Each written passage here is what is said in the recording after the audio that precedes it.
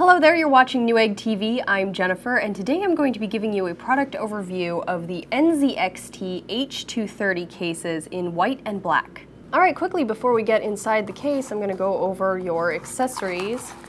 So inside we have a manual which outlines all of the parts in detail. And then also you get a little bag of goodies here that includes some zip ties, standoffs, and extra screws. Okay, so I'm going to take a look at the white case because it just photographs a little better in here. Looking at the front, it is a nice smooth glossy plastic. The rest of the case is steel and a gloss enamel overall.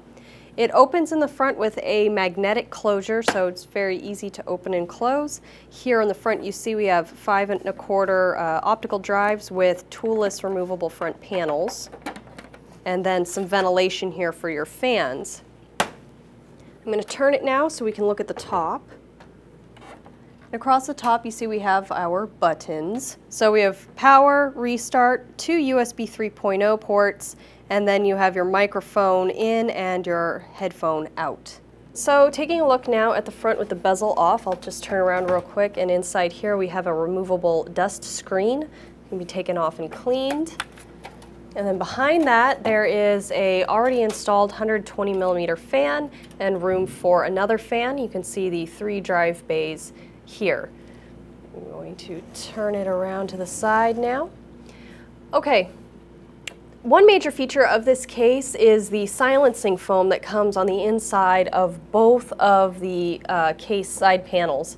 So you'll notice that here, instead of some cases have like room to install another fan or what have you, but this case is designed especially to reduce noise. Taking that away now, we can take a look inside the case. All right, where to start? Here we go. We have 6 3.5-inch drive bays, or 2.5 because they have the mounting points for those there. Now over here we have 7 PCI expansion slots, and then mounting points on the inside for ATX, Flex ATX, Mini ATX, Micro ATX, and Mini ITX motherboards. And I really like this. They have it printed here that, you know, which holes to use for your standoffs or screws for each different type of motherboard that you're using, so you can kind of know, oh, I'm going to be using A1 through A9 if I have an ATX motherboard. Very handy. All right, so on the bottom, I'll tilt the case up and you take a look. We have room for your power supply, and then also possibly another 120mm fan, but depending on the length of your power supply, you might not have clearance for that, so definitely do a test fit before installing anything. Also, there are some more removable dust screens on the bottom that you can take off and clean when it gets dusty.